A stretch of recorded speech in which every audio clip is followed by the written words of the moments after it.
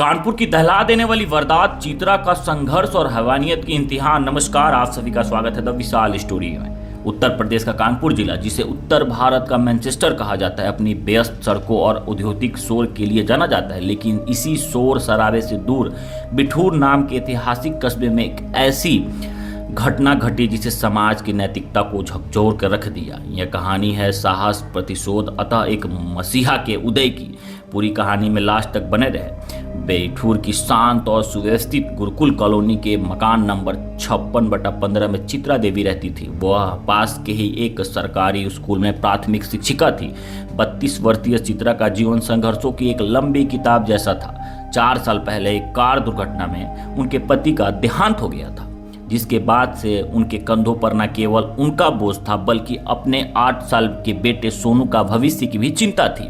सोनू अपनी नानी यानी गायत्री के साथ गांव में रहता था ताकि उसकी पढ़ाई परवरिश बेहतर हो सके, जबकि चित्रा शहर में रहकर नौकरी करती थी। उनका दिन सुबह 8:30 बजे स्कूल जाने से शुरू होता और शाम 4 बजे तक घर लौटने पर खत्म होता। वह एक बेहद अनुशासित महिला थी। उनके सबसे बड़ी खूबी यह थी कि वो कॉलोनी की गरीब बच्चों को शाम को मुफ्त में ट्यूशन पढ़ाती थी और पूरे कॉलोनी में उन्हें गुरु माँ के नाम से जाना जाता था। उसी कॉलोनी में सोमनाथ नाम का एक ट्रक ड्राइवर किराए पर रहता था। सोमनाथ का एक ऐसा व्यक्ति था जिसके समाज में नाड़े ढीला का एक संज्ञा दिया गया था। वो अक्सर अपनी ट्रक यात्रा से लौटता और कॉलोनी की महिलाओं को गंदी नज़रों से ताकता। सोमनाथ की नज़रें काफ़ी समय से चित्रा पर टिकी थी। वो अक्सर उनकी सादगी और खूबसूरती को देखकर अपने मन में गलत विचार पालता था। सोमनाथ का एक दोस्त भी था, पवन, जो खुद भी ट्रक ड्राइवर था। ये दोनों जब भी मिलते शराब पीते और औरतों के बारे में अश्लील बातें करते। सोमनाथ अक्सर पवन से कहता, ये जो टीचर है ना, ये बहुत घमंडी है, एक दिन इसका घमंड तोड़ दिया जाएगा। घटना की शुरुआत होती है 22 फरवरी 2026 की रात को पड़ी। रात के करीब 8 बजे सोमनाथ अपनी ट्रक लेकर कॉलोनी के पास पहुंचा। वहां सड़क किनारे उसे सोनिया नाम की एक महिला दिखी, जो पैसों के बदले अपने शरीर दिया करती थी। सोमनाथ उसे बहला फुसला कर अपने कमरे में लेकर आया। जब सोमनाथ उसे वापस छोड़ने जा रहा था, तभी चित्रा देवी ने उन्हें देख लिया। एक शिक्षिका होने के नाते और कॉलोनी की मर्यादा को ध्यान में रखते हुए चित्रा ने विरोध किया। सोमनाथ के बीच सड़कों पर रोका, उसे जमकर खड़ी खोटी सुनाई। चित्रा ने कहा, सोमनाथ, तुम जैसे लोग इस कॉलोनी के लिए हवा गंदी कर रहे हो। यहाँ शरीफ लोग रहते हैं, बच्चे रहते हैं। बहस बढ़ी। गुस्से में आकर चित्रा ने सोनिया और सोमनाथ के गालों पर जोरदार तमाचा दे दिया। सोमनाथ के लिए यह उसकी मर्दांगी पर चोट थी। उसने दांत पीसते हुए कहा, टीचर जी, ये हाथ जो आज आपने उठाया है, इसकी कीमत बहुत भारी पड़ेगी। फिर क्या, 25 फरवरी को सोमनाथ ने वही गलती दोहराई। इस बार चित्रा ने अकेले नहीं बल्कि पूरे कॉलोनी को इकट्ठा कर लिया। लोगों ने मिलकर सोमनाथ और पवन की जमकर धुलाई की और उनका सामान कमरे से बाहर फेंक दिया। मकान मालिक ने उन्हें तुरंत निकाल दिया। जाते जाते सोमनाथ ने चित्रा की आंख में आंख डालकर कहा, चित्रा देवी, याद रखना, अब तुम जहां भी जाओगी, मौत और बेइज्जती तेरा पीछा करेगी। चित्रा ने इसे केवल एक खोखली धमकी समझी, लेकिन वह नहीं जानती थी कि ये दोनों दरिंदे अब उसके साए की तरह पीछा करने वाले थे। मार्च का महीना शुरू हो चुका था और फिजाओं में होली की रंग थी, होली की महक थी। 1 मार्च को चित्रा की माँ गायत्री का फोन आया। उन्होंने रोते हुए कहा, बेटी, इस बार तो तुम घर आ जाओ, सोनू तुम्हें बहुत याद कर रहा है। मेरी भी तबीयत अब ठीक नहीं रहती है। चित्रा ने अपनी माँ को तसल्ली दी और कहा कि वह 2 मार्च की सुबह घर पहुंच जाएगी। 2 मार्च 2026 सुबह 8 बजे चित्रा ने अपना बैग तैयार किया। इधर पवन और सोमनाथ, जो कि अब पास के ही दूसरी बस्ती में छिप कर रह रहे थे, वह मोटरसाइकिल लेकर चित्रा के पास तैनात थे। जैसे ही चित्रा घर से बाहर निकली, पवन ने सोमनाथ को इशारा किया कि शिकार निकल चुका है। चित्रा बस स्टैंड पहुंची और गांव जाने वाली एक बस में सवार हो गई। सोमनाथ और पवन ने हेलमेट पहन रखा था ताकि चित्रा उन्हें पहचान न सके।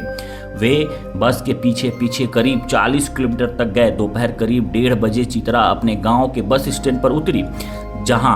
वहां देखा कि कोई गाड़ी, सन्नाटा, ना कोई लोग दिख रहे। वहां से गांव का रास्ता 3 किलोमीटर लंबा था। होली के दिन होने के कारण सड़कें सूनी थी, कोई ऑटो या रिक्शा नहीं मिल रहा था। चित्रा ने सोचा कि वो पैदल ही निकल जाती है, दिन का समय है, कोई डर नहीं होगा। जब वो रास्ते के बीच पहुंची तो जहां दोनों तरफ फर्क सेम था, गन्ने के खेत थे, लहराते हुए ऊंचे ऊंचे गन्ने की डंडियां थी। तभी पीछे से एक मोटरसाइकिल तेजी से आई और उनके आगे रुक गई। सोमनाथ और पवन जैसे ही हेलमेट उतारा, चित्रा के पैरों तले जमीन खिसक गई। सोमनाथ ने अपनी जेब से एक बड़ा रामपुरी चाकू निकाला और चित्रा की गर्दन पर सटा दिया। क्या कहा था मैंने, थप्पड़ का हिसाब चुकता होगा।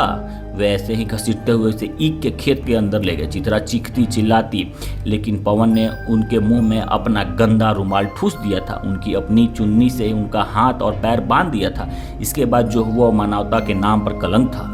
सोमनाथ और पवन ने बारी बारी से चित्रा के साथ गलत काम किया। चित्रा की आंखों से आंसू बह रहे थे, वह रहम की भीख मांग रही थी, लेकिन उन दरिंदों पर नशा प्रतिशोध सवार था। उन्होंने पास के ठेके से शराब मंगवाई, खेत के अंदर बैठकर शराब पी। नशे में धूत होने के बाद उन्होंने फिर से चित्रा के साथ गलत व्यवहार किया। करीब शाम के 7 बज रहे थे। सोमनाथ ने अपने एक और दोस्त कदम सिंह को फोन किया। कदम सिंह अपनी स्कॉर्पियो गाड़ी लेकर वहां पहुंचा। कदम सिंह को देखते ही सोमनाथ बोला, देख भाई, आज तेरे लिए तोहफा लाए हैं। कदम सिंह ने भी उसी लाचार और अधमरी महिला को देखते हुए शिक्षिका के साथ गलत काम किया। रात के सन्नाटे में तीनों ने एक भयानक योजना बनाई। कदम सिंह ने कहा, अगर इस यहीं छोड़ दिया जाता है तो ये पुलिस को बता देगी, फिर हमारी हालत खराब हो जाएगी।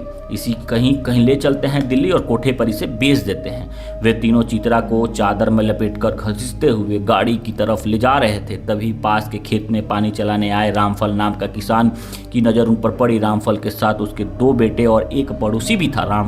रामफल को कुछ अजीब लगा। रामफल ने ललकारा, कहा, कौन है बे तुम लोग, इस औरत के साथ ऐसा क्यों कर रहे हो। सोमनाथ ने डरने के बजाय चाकू दिखाया और चुपचाप अपना काम कर बूटे, वरना पेट में छुरा मार दूंगा, ऐसा बोल के धमकाया। लेकिन रामफल एक निडर किसान था। उसने अपनी लाठी उठाई और चिल्लाया, पकड़ो इन सालों बदमाशों को। रामफल और उसके साथियों ने अपनी जान की बाजी लगा दी और लाठी से उन तीनों की ऐसी धुनाई कि वे भागने के काबिल नहीं रहे। रामफल ने तुरंत गांव के प्रधान और पुलिस को फोन किया। 1 घंटे के भीतर पुलिस की गाड़ियां सायरन बजाती हुई वहां पहुंची। पुलिस ने जब ईख के खेत का मंजर देखा और चित्रा की हालत देखी तो उनकी भी आंख नम हो गई। तीनों आरोपी सोमनाथ, पवन और कदम सिंह को मौके से ही गिरफ्तार कर लिया।